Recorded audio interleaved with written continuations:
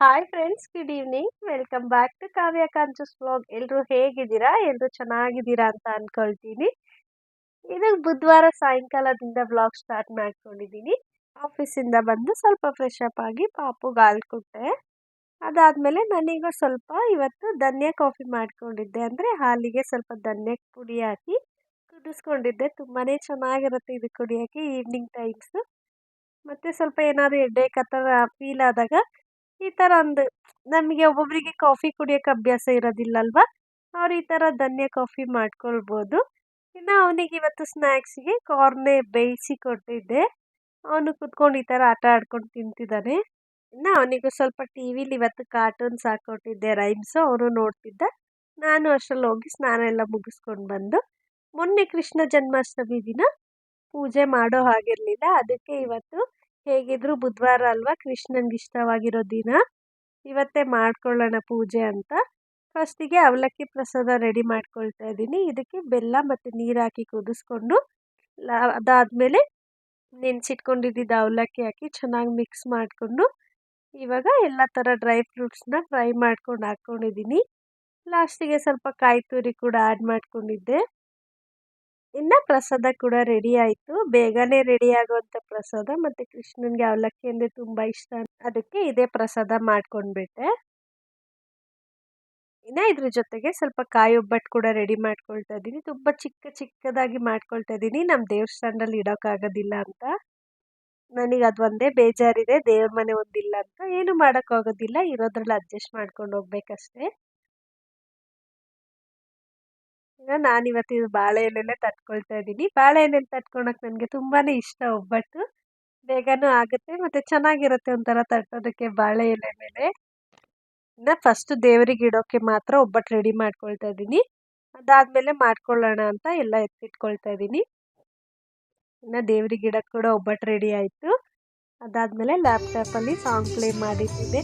ನನಗೆ ಈ ಕೃಷ್ಣ ನೋಡೋಕ್ಕೆ ತುಂಬಾ ಇಷ್ಟ. ಅದಕ್ಕೆ ಯಾವಾಗಲೂ ಇದನ್ನೇ ವಾಲ್ಪೇಪರಲ್ಲಿ ಹಾಕಿಸ್ಬಿಟ್ಟು ಸಾಂಗ್ ಪ್ಲೇ ಮಾಡ್ತಾ ಇರ್ತೀನಿ. ಇದು ನೋಡಿ ಮುದ್ದಾಗಿದೆ.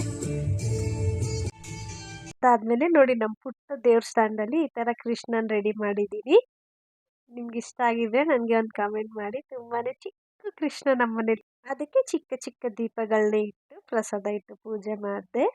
ನನಗಂತೂ ತುಂಬಾ ಖುಷಿ ಆಯಿತು, ಒಂಥರ ಸಮಾಧಾನ ಆಯಿತು. ಮೊನ್ನೆ ಮಾಡೋಕ್ಕಾಗಿರಲಿಲ್ಲ ಅನ್ನೋದು ಬೇಜಾರಿತ್ತು. ಅದಕ್ಕೆ ಅಮ್ಮ ಕೂಡ ಹೇಳಿದ್ರು, ಬುಧವಾರ ಮಾಡು, ಏನೂ ತೊಂದರೆ ಇಲ್ಲ, ಬುಧವಾರ ಕೂಡ ಕೃಷ್ಣನ್ಗೆ ಇಷ್ಟವಾಗಿರೋ ದಿನವೇ, ಮಾಡ್ಬೋದು, ಏನೂ ಆಗಲ್ಲ ಅಂತ. ಅದಕ್ಕೆ ಇವತ್ತು ಮಾಡಿ ಒಂಥರ ಸಮಾಧಾನ ಆಯಿತು, ಖುಷಿನೂ ಆಯಿತು. ಮನೇಲಿ ಒಂಥರ ಪಾಸಿಟಿವ್ ಎನರ್ಜಿ. ಇನ್ನು ಅಲ್ಲೂ ಕೂಡ ನನ್ನ ಮಗ ಸ್ಟಾರ್ಟ್ ಮಾಡಿದ್ದ, ಅಮ್ಮ ನಾನು ಪೂಜೆ, ಕೃಷ್ಣ ಕೃಷ್ಣ ಅಂತ. ಇನ್ನು ಅವನಿಗೂ ಸ್ವಲ್ಪ ಹೊತ್ತೆಲ್ಲ ಆಟ ಆಡಿಸ್ಕೊಂಡು ಇವಾಗ ಕಿಚನಿಗೆ ಬಂದು ಅಡುಗೆ ರೆಡಿ ಮಾಡ್ಕೊಳ್ತಾ ಇದ್ದೀನಿ. ಸೊಪ್ಪಿನ ಪಲ್ಯ ಮಾಡ್ಕೊಳ್ತಾ ಇದ್ದೀನಿ. ಎಲ್ಲ ಕಟ್ ಮಾಡಿಟ್ಕೊಂಡಿದ್ದೆ. ಇವಾಗ ಈ ದಂಟಿನ ಸೊಪ್ಪಿನ ಪಲ್ಯಕ್ಕೆ ಸ್ವಲ್ಪ ಕಾಬಲ್ ಕಡಲೆಕಾಳನ್ನ ಬೇಯಿಸಿ ಹಾಕ್ಕೊಳ್ತಾ ಇದ್ದೀನಿ. ತುಂಬಾ ಚೆನ್ನಾಗಿರುತ್ತೆ ತಿನ್ನೋಕ್ಕೆ. ನಮಗೊಂಥರ ಸಲಾಡ್ ತಿನ್ನೋ ಥರ ಫೀಲ್ ಆಗುತ್ತೆ, ಚೆನ್ನಾಗಿರುತ್ತೆ. ನೀವೊಂದ್ಸಲ ಈ ಥರ ಟ್ರೈ ಮಾಡಿ ನೋಡಿ. ಮೊನ್ನೆ ದಂಟಿನ ಸೊಪ್ಪಿನ ಜೊತೆಗೆ ಹೆಸರು ಕಾಳು ಹಾಕ್ಕೊಂಡಿದ್ದೆ, ಅದೊಂಥರ ಟೇಸ್ಟು, ಇದೊಂಥರ ಟೇಸ್ಟು. ಇನ್ನು ಕಾಬಲ್ ಕೂಡ ಸ್ಟೀಮ್ ಮಾಡಿ ಎತ್ತಿಟ್ಕೊಂಡಿದ್ದೀನಿ. ಅದಕ್ಕೆ ಇವಾಗ ಪಲ್ಯ ಒಗ್ಗರಣೆಗೆ ಹಾಕ್ಕೊಳ್ತಾ ಇದ್ದೀನಿ. ಒಂದು ಕಡೆ ರಾಗಿ ಸೂಪ್ ಮಾಡ್ಕೊಳ್ಳೋಣ ಅಂತ ಆ ಕಡೆ ಪ್ಯಾನಿಗೆ ಕೊಕೊನೆಟ್ ಆಯಿಲ್ ಕೂಡ ಹಾಕಿ ಇಟ್ಟಿದ್ದೀನಿ ಬಿಸಿ ಮಾಡೋಕ್ಕೆ. ಇನ್ನು ಈ ಕಡೆ ಸೊಪ್ಪಿಗೆ ಸ್ವಲ್ಪ ಉಪ್ಪು ಮತ್ತು ಅರಿಶಿನದ ಪುಡಿ ಹಾಕ್ಕೊಂಡು ಬಾಡಿಸ್ಕೊಂಡು ಚೆನ್ನಾಗಿ ಆ ಕಡೆಗೆ ಶಿಫ್ಟ್ ಮಾಡ್ಕೊಳ್ತಾ ಇದ್ದೀನಿ. ಸೊ ಅದು ಸ್ವಲ್ಪ ಸಣ್ಣ ಉರಿಲಿ ಚೆನ್ನಾಗಿ ಬೇಯ್ಕೊಳ್ಳಿ ಸೊಪ್ಪು ಅಂತ. ಇನ್ನು ಈ ಕಡೆ ಸ್ವಲ್ಪ ಹಾಗೆ ರಾಗಿ ಸೂಪ್ ಮಾಡ್ಕೊಂಡು ಬಿಡೋಣ ಅಂತ ಈ ಕಡೆ ಪ್ಯಾನ್ ಶಿಫ್ಟ್ ಮಾಡಿಕೊಂಡು ಇವಾಗ ಕೊಕೊನೆಟ್ ಆಯಿಲ್ ಹಾಕ್ಕೊಂಡಿದ್ನಲ್ವ, ಅದಕ್ಕೆ ಕಟ್ ಮಾಡಿ ಇಟ್ಕೊಂಡಿದ್ದ ಹಸಿಮೆಣ್ಸಿನ್ಕಾಯಿ ಹಾಕ್ಕೊಳ್ತಾ ಇದ್ದೀನಿ ಫಸ್ಟಿಗೆ. ಅದಾದಮೇಲೆ ಈರುಳ್ಳಿ, ಕರಿಬೇವಿನ ಸೊಪ್ಪು. ನಾನಿಲ್ಲಿ ಸ್ವಲ್ಪ ಕರಿಬೇವಿನ ಸೊಪ್ಪು ಜಾಸ್ತಿನೇ ತೊಗೊಂಡಿದ್ದೀನಿ. ನನಗೆ ತುಂಬಾ ಇಷ್ಟ ಈ ಥರ ಸೂಪ್ ಎಲ್ಲದರಲ್ಲಿ ಕರಿಬೇವಿನ ಸೊಪ್ಪೆಲ್ಲ ಸಿಕ್ಕಿದ್ರೆ ನನಗೆ ಇಷ್ಟ ಆಗುತ್ತೆ. ಇನ್ನು ಇದ್ರ ಜೊತೆಗೆ ಕಟ್ ಮಾಡಿ ಇಟ್ಕೊಂಡಿದ್ದು ಕ್ಯಾರೆಟು, ಬೀನ್ಸು, ಟೊಮೆಟೊ ಮತ್ತು ಬೇಯಿಸಿಟ್ಕೊಂಡಿದ್ದು ಕಾರ್ನ್ ಹಾಕ್ಕೊಳ್ತಾ ಇದ್ದೀನಿ. ಇವಾಗ ಸ್ವಲ್ಪ ಫ್ರೈ ಮಾಡ್ಕೊಳ್ಬೇಕು. ಜಾಸ್ತಿ ಬೇಯಬೇಕು ಅಂತೇನಿಲ್ಲ, ಸ್ವಲ್ಪ ಚೆನ್ನಾಗಿ ಆಯಿಲಲ್ಲಿ ಫ್ರೈ ಆದರೆ ಸಾಕು. ಇನ್ನು ಇದಕ್ಕೆ ಈಗ ಉಪ್ಪು ಮತ್ತು ಅರಿಶಿನದ ಪುಡಿ ಸೇರಿಸ್ಕೊಳ್ತಾ ಇದ್ದೀನಿ. ನಿಜವಾಗ್ಲೂ ತುಂಬಾ ಚೆನ್ನಾಗಿ ಬಂದಿರುತ್ತೆ ಈ ಸೂಪು. ನಾನು ಯಾವಾಗಲೂ ರಾಗಿ ಗಂಜಿ ಮಾಡ್ಕೊಳ್ತೀನಿ, ಈ ಥರ ಸೂಪ್ ನಾನು ಇದೇ ಫಸ್ಟ್ ಟ್ರೈ ಮಾಡಿದ್ದು. ಇನ್ನು ಇದಕ್ಕೆ ಸ್ವಲ್ಪ ಮೆಣಸಿನ ಪುಡಿ ಮತ್ತು ಜೀರಿಗೆ ಪುಡಿ ಹಾಕ್ಕೊಂಡಿದ್ದೆ. ನಿಜವಾಗ್ಲೂ ಮೆಣಸಿನ ಪುಡಿ ಮತ್ತು ಜೀರಿಗೆ ಪುಡಿ ತುಂಬಾ ರುಚಿ ಕೊಡುತ್ತೆ ಈ ಸೂಪಿಗೆ. ಅದಾದ್ಮೇಲೆ ಸ್ವಲ್ಪ ರಾಗಿ ಹಸಿಟ್ಟನ್ನ ಹುರಿದಿಟ್ಕೊಂಡಿದ್ದೆ ಅದನ್ನ ನೀರಲ್ಲಿ ಕಲಿಸ್ಕೊಂಡು ಈಗ ಇದಕ್ಕೆ ಆ್ಯಡ್ ಮಾಡ್ಕೊಳ್ತಾ ಇದ್ದೀನಿ. ಈ ಥರ ಕ್ಲೀನಾಗಿ ಮಿಕ್ಸ್ ಮಾಡಿಕೊಂಡು ಒಂದು ಸ್ವಲ್ಪ ಟೈಮ್ ಕುದಿಸ್ಕೊಂಡ್ರೆ ಸಾಕು. ಇನ್ನು ಆ ಕಡೆ ಸೂಪ್ನ ಕುದಿಯೋಕೆ ಬಿಟ್ಟು ಈ ಕಡೆ ಪಲ್ಯಕ್ಕೆ ಸೊಪ್ಪು ಚೆನ್ನಾಗಿ ಬೆಂದಿತ್ತು, ಅದಕ್ಕೆ ಇವಾಗ ಕಾಬಲ್ ಆ್ಯಡ್ ಮಾಡ್ಕೊಳ್ತಾ ಇದ್ದೀನಿ.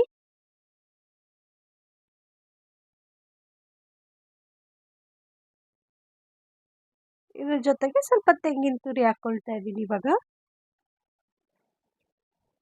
ನಿಜವಾಗ್ಲೂ ಈ ಸೊಪ್ಪಿನ ಪಲ್ಯ ತುಂಬಾನೇ ಚೆನ್ನಾಗಿರುತ್ತೆ, ಒಂದ್ಸಲ ಟ್ರೈ ಮಾಡಿ ನೋಡಿ. ಇನ್ನು ಈ ಕಡೆ ಸೂಪ್ ಕೂಡ ಚೆನ್ನಾಗಿ ಬಂದಿತ್ತು, ತುಂಬ ಅಂದರೆ ತುಂಬಾನೇ ರುಚಿಯಾಗಿ ಬಂದಿತ್ತು ಮತ್ತು ಹೆಲ್ತಿ ಕೂಡ. ರಾಗಿಯಿಂದ ನಮ್ಗೆ ಎಷ್ಟು ಬೆನಿಫಿಟ್ಸ್ ಇದೆ ಗೊತ್ತಿದೆ ಅಲ್ವಾ ನಿಮಗೇನೆ. ಅದ್ರ ಜೊತೆಗೆ ಸ್ವಲ್ಪ ವೆಜಿಟೇಬಲ್ಸ್ ಕೂಡ ಹಾಕ್ಕೊಂಡ್ರೆ ಎಷ್ಟು ಚೆನ್ನಾಗಿರುತ್ತಲ್ವಾ.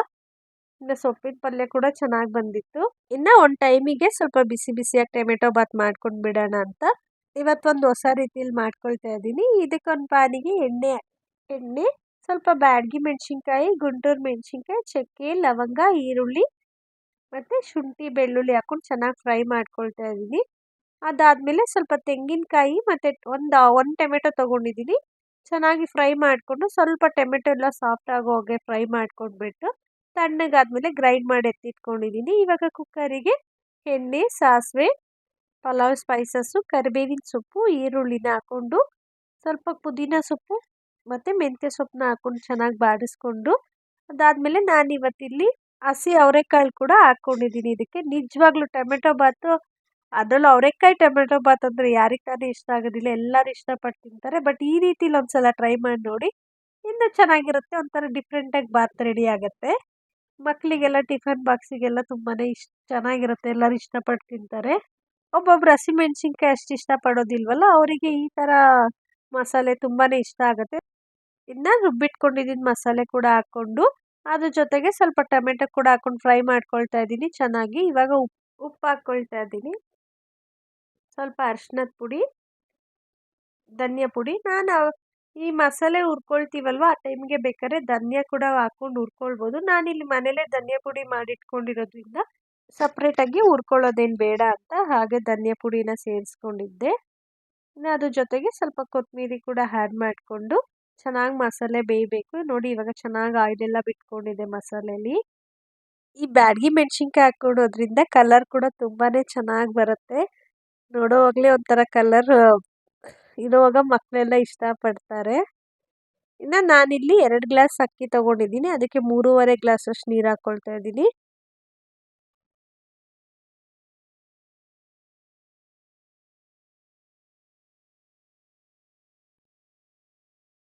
ಯಾಕೆಂದರೆ ನಾನು ಫಸ್ಟೇ ಸ್ವಲ್ಪ ಅಕ್ಕಿ ನೆನೆಸಿ ಇಟ್ಕೊಂಡಿರೋದ್ರಿಂದ ನೀರು ಸ್ವಲ್ಪ ಕಡಿಮೆನೇ ಹಾಕ್ಕೊಳ್ತಾ ಇದ್ದೀನಿ. ಚೆನ್ನಾಗಿ ಮಿಕ್ಸ್ ಮಾಡಿಕೊಂಡು ನೀರು ಕುದಿಯುವಾಗ ಅಕ್ಕಿ ಹಾಕ್ಕೊಳ್ಬೇಕು. ನೀರೆಲ್ಲ ಚೆನ್ನಾಗಿ ಕುದ್ದಿತ್ತು, ಇವಾಗ ಅಕ್ಕಿ ಹಾಕ್ಕೊಳ್ತಾ ಇದ್ದೀನಿ. ಇವಾಗ ಉಪ್ಪೆಲ್ಲ ಕರೆಕ್ಟಾಗಿ ನೋಡಿಕೊಂಡು ಕುಕ್ಕರ್ ಕ್ಲೋಸ್ ಮಾಡ್ಕೊಳ್ತಾ ಇದ್ದೀನಿ.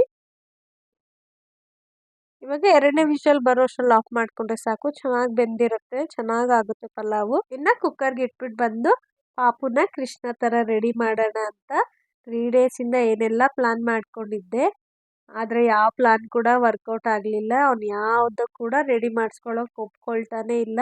ಒಂದು ನಾಮ ಇಡೋದಕ್ಕೆ ಕೂಡ ನಾನು ಒಂದು 15 ಮಿನಿಟ್ಸ್ ಆಯಿತು ಏನೇನೋ ಸಮಾಧಾನ ಮಾಡಿ.